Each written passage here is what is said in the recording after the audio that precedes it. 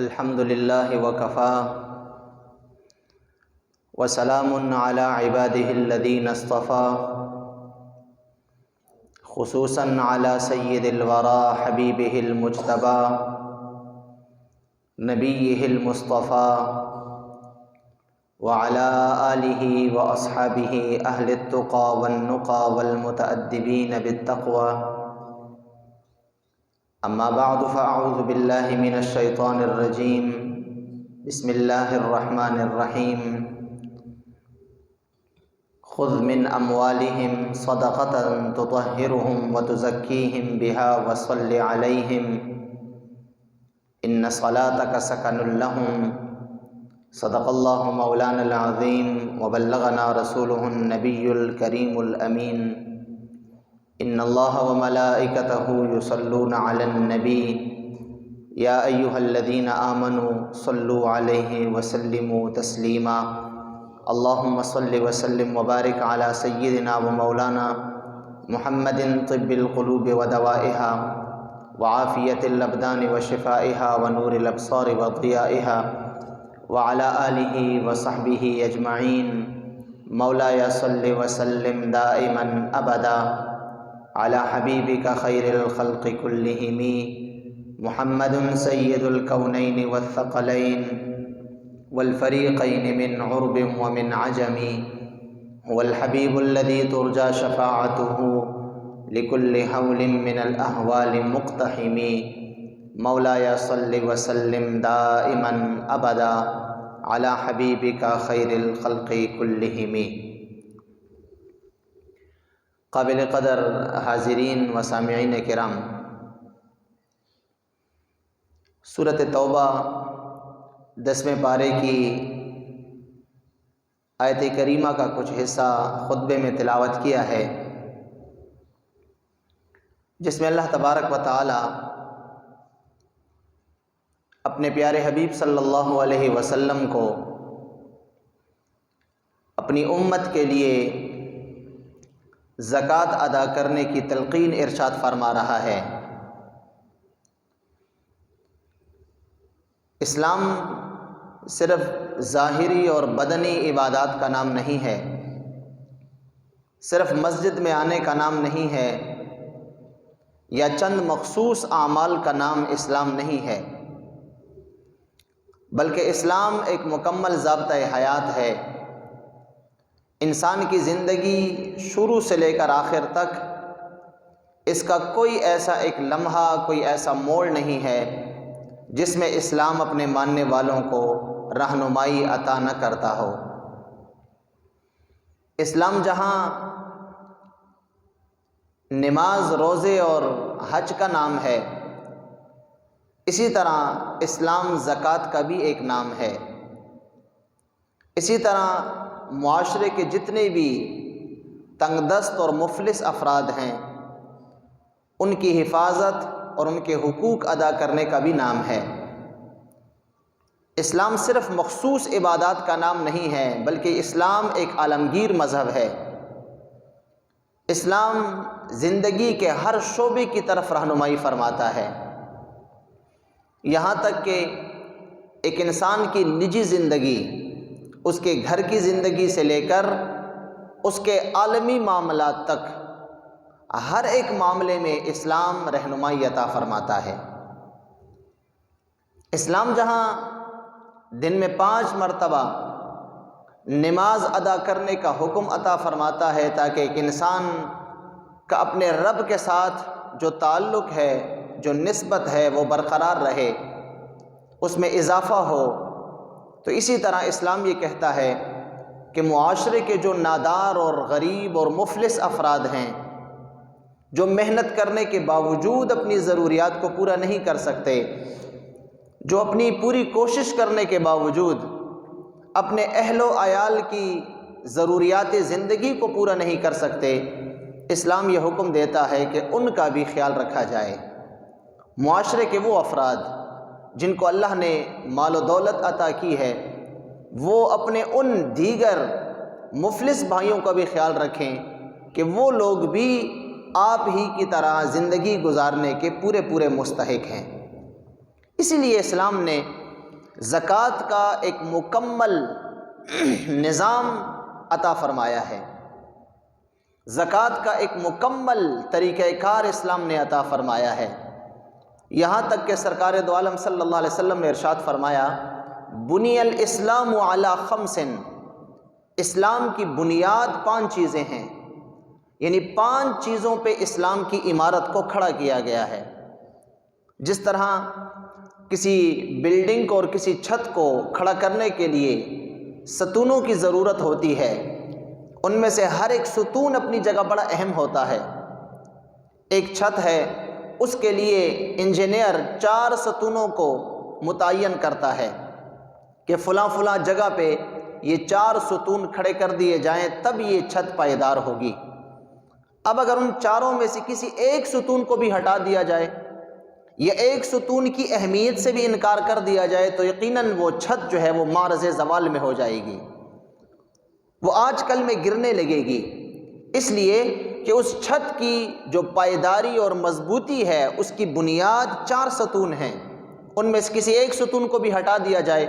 یا اگلا کہیں نہیں میں 3 ستونوں پہ یہ چھت کو کھڑا کروں گا تو یقیناً وہ کمزور چھت ہوگی، وہ نہیں کھڑی ہو سکے گی۔ تو حضور اکرم صلی اللہ علیہ وسلم نے فرمایا اسلام کی جو ایک عمارت ہے تو حضور نے فرمایا یہ بھی 5 ستونوں پہ کھڑی ہے، ان میں سے اگر ایک ستون کو بھی ہٹا دیا گیا تو یہ عمارت وہ گر جائے گی، اس عمارت کی پائیداری نہیں رہے گی، یہ عمارت ناقص ہو جائے گی، گویا کہ اسلام ماننے والے کے لیے ناقص بن جائے گا۔ حضور نے فرمایا سب سے پہلی جو چیز ہے، جو سب سے پہلا ستون ہے اسلام کی عمارت کے لیے، آپ نے فرمایا شہادت اللہ الہ الا اللہ وانی رسول اللہ۔ حضور نے فرمایا سب سے پہلا ستون یہ ہے کہ ایک شخص گواہی دے کہ اللہ کے سوا اور کوئی عبادت کے لائق نہیں ہے، اللہ ہی عبادت کے لائق ہے اور میں اللہ کا آخری رسول ہوں، یہ سب سے پہلا ستون ہے۔ اس کے بعد حضور نے فرمایا وَإِقَامِ الصَّلَاةِ، نماز قائم کرنا، جو شخص نماز قائم کرتا ہے گویا کہ اسلام کا دوسرا ستون وہ کھڑا کر رہا ہے۔ پھر حضور نے فرمایا وَإِيتَاءِ الزَّكَاةِ، تیسرا ستون وہ زکوٰۃ کا ادا کرنا ہے، زکوٰۃ ادا کرنا یہ اسلام کا تیسرا ستون ہے اسلام کی عمارت کے لیے۔ پھر آپ نے فرمایا وصوم رمضان، رمضان شریف کا روزہ رکھنا یہ اسلام کی عمارت کا چوتھا ستون ہے۔ اور پھر آپ نے فرمایا وحج البیت من استطاع الیہ سبیلا، اور جس کو اللہ نے توفیق دی ہے، مال و دولت دیا ہے، وہ بیت اللہ شریف کا حج کرے، تو حج کرنا زندگی میں ایک مرتبہ یہ اسلام کا 5واں ستون ہے۔ تو یہ 4 اور 5 ستون جو ہیں، ان 5 ستونوں پہ اسلام کی عمارت کو کھڑا کیا گیا ہے۔ اب دیکھیے نماز اور روزہ یہ خالصتاً بدنی عبادتیں ہیں جس میں انسان کو مشقت اٹھانی پڑتی ہے، مال و دولت نہیں، اختیار عہدہ کچھ بھی نہیں، صرف اپنی بدنی تکلیف اٹھا کر انسان 5 وقت نماز اور رمضان کا روزہ رکھتا ہے، خالص بدنی عبادات ہیں۔ اور ان میں سے زکوٰۃ ادا کرنا یہ خالص مالی عبادت ہے، انسان مال دے رہا ہے، جو پیسے اس نے اپنی محنت مزدوری حلال کے کمائے ہیں ان میں سے یہ غرباء مساکین کا حق ادا کر رہا ہے، اگلے کو پیسے دے کے اس کی ضروریات کو پورا کر رہا ہے۔ اللہ تعالیٰ فرماتا ہے یہ بھی اسی طرح کی ایک عبادت ہے جس طرح کہ تم نماز میرے سامنے کھڑے ہو کے ادا کرتے ہو۔ تو زکوٰۃ انسان ادا کرتا ہے، پیسے دے رہا ہے، وضو اس نے نہیں کیا، پاک صاف ہے نہیں ہے، جس حالت میں بھی ہے اس نے اپنا مال اٹھا کے جو حصہ اللہ نے مقرر کیا ہے اگلے کو دے دیا، حاجت مند کو دے دیا، تو گویا کہ اس نے اسلام کا ایک ستون وہ مضبوط کر لیا اور اس کو کھڑا کر دیا۔ تو زکوٰۃ ادا کرنا یہ خالصتاً مالی عبادت ہے، انسان مال ادا کرتا ہے، اس کو اجر و ثواب بھی ملتا ہے، اللہ تعالیٰ کی رضا ملتی ہے۔ اور جو 5ویں چیز حضور نے فرمایا بیت اللہ شریف کا حج، وہ مالی عبادت بھی ہے اور جانی عبادت بھی ہے، چونکہ اس میں بدنی مشقت بھی ہے، انسان تکلیف اٹھاتا ہے، حج کے لیے جاتا ہے، وہاں پہ بدنی تکلیف اور مشقت اٹھاتا ہے۔ تو یہ حج بدنی عبادت بھی ہے اور مالی عبادت بھی ہے کہ جس کے پاس مال ہوگا تو وہ حج کے لیے جائے گا، جس کے پاس مال ہی نہ ہو تو وہ حج کیسے ادا کرے گا۔ تو 2 عبادتیں خالصتاً بدنی عبادتیں، ایک عبادت خالصتاً مالی عبادت، اور حج جس میں مال اور بدن دونوں جو ہے وہ اس میں شامل ہیں، بدنی عبادت بھی ہے اور مالی عبادت بھی ہے۔ اور پہلا جو ستون ہے کلمہ شہادت کا ادا کرنا، اللہ کو اپنا معبود سمجھنا، اللہ کے ساتھ کسی کو شریک نہ ٹھہرانا، یہ خالصتاً قلبی عبادت ہے، دل کی عبادت ہے، چونکہ اعتقاد اور ایمان کا تعلق انسان کے دل کے ساتھ ہوتا ہے۔ تو الغرض یہ کہ زکوٰۃ ایک ایسی چیز ہے، زکوٰۃ ایک ایسی عبادت ہے جس پہ سرکار دو عالم صلی اللہ علیہ وسلم نے فرمایا اسلام کی عمارت کو کھڑا کیا گیا ہے، اور اسلام کی عمارت کا ایک اہم ستون یہ مالی عبادت ہے، زکوٰۃ ادا کرنا ہے۔ اسی لیے زکوٰۃ یاد رکھیے ایک ایسی عبادت ہے۔ ایک صحابی آئے، عرض کی یا رسول اللہ صلی اللہ علیہ وسلم، میں زکوٰۃ اپنے مال سے ادا کرتا ہوں، میرے لیے کیا اجر ہے؟ میں اپنے مال کی زکوٰۃ ادا کرتا ہوں، یا رسول اللہ میرے لیے اجر کیا ہے، میرے لیے اس میں کیا فائدہ ہے؟ حضور نے فرمایا جب تم اپنے مال سے زکوٰۃ ادا کر دیتے ہو تو تم گویا کہ اس مال کے شر سے اپنے آپ کو بچا رہے ہو۔ انسان کے پاس جو مال ہوتا ہے، جو دولت ہوتی ہے، جو اختیار ہوتا ہے، جو عہدہ ہوتا ہے، یہ انسان کے لیے خیر بھی ہے اور شر بھی ہے۔ اگر وہ اس کو صحیح استعمال کرے، صحیح راستوں پہ لگائے، اپنے عہدے اختیار کو، اپنی مال و دولت کو اللہ اور اس کے رسول کے بتائے ہوئے قوانین کے مطابق ادا کرے، یہی مال، یہی عہدہ کل قیامت کے دن اس کے لیے اللہ کے عذاب سے ڈھال ہوگا، اس کو جہنم سے یہی مال بچائے گا۔ لیکن اگر اس مال کا، اس عہدے کا، اختیار کا غلط استعمال کیا، اللہ اور اس کے رسول کی مخالفت میں اس کو استعمال کیا، تو پھر یہی مال انسان کے لیے شر بن جاتا ہے، اگرچہ اس نے حلال طریقوں سے کمایا ہے، لیکن چونکہ اللہ اور اس کے رسول کا حق ادا نہیں کر رہا، مال تو حلال ہے لیکن اس کا استعمال غلط طریقوں پہ ہو رہا ہے، ایسی جگہوں پہ ہو رہا ہے جہاں پہ اللہ اور اس کے رسول کی نافرمانی مول لے رہا ہے، تو یہ اس مال کا شر ہے۔ حضور نے فرمایا جب تم زکوٰۃ ادا کرتے ہو گویا کہ تم اس مال کے شر سے اپنے آپ کو بچا رہے ہو۔ تو اس لیے زکوٰۃ کا ادا کرنا یاد رکھیے یہ نہایت ہی اہمیت کے حامل ہے۔ اور پھر اسلامی معاشرے میں ایک اچھا معاشرہ، پرامن معاشرہ، آج دیکھیے ہر طرف امن کی بات ہو رہی ہے، آج اقوام عالم میں دوسری کوئی بات ہی نہیں ہے، امن کیسے آئے گا، امن کیسے آئے گا۔ بڑی بڑی حکومتیں آج امن ڈھونڈ رہی ہیں، امن قائم کرنے کے لیے اور امن کا شعور بیدار کرنے کے لیے بڑے بڑے سیمینار ہو رہے ہیں، جلسے ہو رہے ہیں، آگہی مہمیں چل رہی ہیں، دنیا میں کیسے امن آئے گا، پوری دنیا میں کیسے امن آئے گا، ہر ملک اپنی فکر میں لگا ہوا ہے میرے ملک میں امن کیسے آئے گا۔ تو یاد رکھیے اسلام نے ہمیں بڑا اچھا طریقہ بتایا ہے امن لانے کے لیے، کہ معاشرے کے جو تنگ دست افراد ہیں، معاشرے کے جو بے گھر افراد ہیں، معاشرے کے وہ افراد جن کو ایک وقت کا کھانا میسر نہیں ہے، جن کو ضروریات زندگی تک میسر نہیں ہے، ان کی ضروریات معاشرے کے جو اہل ثروت ہیں، معاشرے کے جو صاحب اختیار ہیں، جو معاشرے کے جو ہے وہ مالدار افراد ہیں، صاحب استطاعت ہیں، وہ ان افراد کی ضروریات زندگی کو پورا کریں، معاشرے میں خود بخود امن آ جائے گا۔ اسلام نے بڑا ایک اچھا طریقہ بتایا ہے، لیکن آج چونکہ اسلامی نظام نہیں ہے پوری دنیا میں کہیں بھی، نہ اسلامی حکومتوں میں نہ کسی اور جگہ پہ، چونکہ اسلامی نظام نہیں ہے، شرعی نظام نہیں ہے، اس لیے ہماری معیشت اس کا قبلہ بھی درست نہیں ہے، ہمارے معاشرہ اس کا قبلہ بھی، اس کی سمت بھی درست نہیں ہے، ہمارے گھریلو اور ہماری نجی زندگی اور ہماری جو ہے وہ ملکی اور معاشرتی زندگی تمام میں آج جو ہے وہ کھوٹ ہی کھوٹ ہے۔ کیوں؟ شرعی نظام نہیں ہے، جو اللہ اور اس کے رسول نے جو نظام دیا ہے ہماری کامیابی کے لیے وہ نہیں ہے، اس لیے آج معاشرے میں امن بھی نہیں ہے۔ اس لیے آپ دیکھتے ہیں آج غریب سے غریب تر ہو رہا ہے، اور جو امیر ہے وہ امیر تر ہو رہا ہے، چونکہ معاشرے کا قانون ہی ایسا بنا دیا گیا ہے۔ اگر یہ اسلامی نظام ہوتا، خلافت قائم ہوتی، تو کبھی جو ہے وہ اس طرح نہ ہوتا۔ جب خلافت قائم ہوتی ہے یاد رکھیے چونکہ یہ اللہ اور اس کے رسول کا عطا کردہ طریقہ ہے، تو جو سہولتیں، جو فوائد اور جو ثمرات خلافت میں ہیں وہ جمہوریت میں نہیں ہیں، نہ وہ پارلیمانی نظام میں ہے، نہ وہ صدارتی نظام میں ہے، نہ وہ بادشاہی نظام میں ہے، وہ صرف اور صرف خلافت میں ہیں۔ تو اس لیے یاد رکھیے زکوٰۃ یہ اسلامی جو ہے وہ اسلام کی عمارت کا ایک بنیادی ستون ہے۔ اور پھر اگر نجی طور پہ دیکھا جائے تو امام منذری نے اس حدیث کی روایت کی ہے، حضور اکرم صلی اللہ علیہ وسلم نے ارشاد فرمایا کہ تم زکوٰۃ کے ذریعے اپنے اموال کی حفاظت کرو، تم اپنے اموال کی حفاظت، ہم تو اپنا مال حفاظت کرتے ہیں، اپنے مال کو چھپا کے رکھتے ہیں، ایسی جگہ رکھتے ہیں جہاں پہ ہم سے کوئی اور چھین نہ سکے۔ اپنے مال کی حفاظت ہم پہ لازم بھی ہے، مال کی حفاظت کرنی ہے ہر ایک انسان نے۔ حضور نے فرمایا اپنے مال کی حفاظت زکوٰۃ کے ذریعے کرو، اور اپنے امراض سے شفا صدقات کے ذریعے حاصل کرو۔ مطلب یہ ہے اگر تم اپنے مال کی حفاظت چاہتے ہو زکوٰۃ ادا کرو۔ جو شخص بر وقت زکوٰۃ ادا کرتا ہے اور زکوٰۃ میں ڈنڈی نہیں مارتا، جتنی زکوٰۃ ہے وہ ادا کرتا ہے، جتنا اس کا مال ہے اس کی زکوٰۃ ادا کرتا ہے، اس کے مال کو کبھی نقصان نہیں پہنچے گا، اس کا مال کبھی غلط طریقے پہ، غلط راستے پہ نہیں جائے گا، کسی غلط ہاتھوں میں اس کا مال نہیں جائے گا، اچھے طریقے پہ لگے گا، کیونکہ حضور نے فرمایا اپنے مال کی حفاظت زکوٰۃ کے ذریعے کرو۔ زکوٰۃ ادا کرو، تمہارے مال کی حفاظت اللہ تبارک و تعالیٰ فرمائے گا، اس کے فرشتے تمہارے مال کی حفاظت کریں گے۔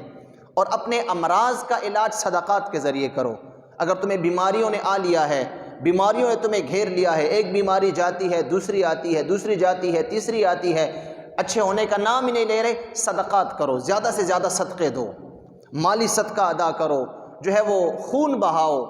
غریبوں کو، مساکین کو، ان کی ضروریات کو پورا کرو زکوٰۃ کے علاوہ۔ حضور نے فرمایا صدقات کے ذریعے اپنی بیماریوں کا علاج کرو، اپنے امراض کا علاج کرو۔ اور حضور نے فرمایا دعاؤں کے ذریعے اور آہوزاری کے ذریعے اللہ کے سامنے رو اور گڑ گڑا کے اپنے آنے والی جو بلائیں تم پہ آسمانی آ رہی ہیں ان سے اپنا دفاع کرو۔ آسمانی بلاؤں سے اور ناگہانی آفتوں سے اپنا دفاع حضور نے فرمایا آہوزاری کے ذریعے کرو، اللہ سے دعا کے ذریعے کرو، دعا پناہ کرتے رہو، اللہ کے سامنے گڑ گڑاؤ، خلوت میں گڑ گڑاؤ، کوئی تمہیں دیکھنے والا نہ ہو، اللہ اور تمہارا معاملہ آپس میں درست ہو، تو یاد رکھیے حضور نے فرمایا کبھی بھی تم پہ ناگہانی اور کبھی بھی قدرتی آفات تمہیں نہیں گھیریں گی۔ تو اس لیے زکوٰۃ ایک نہایت ایک اہم چیز ہے۔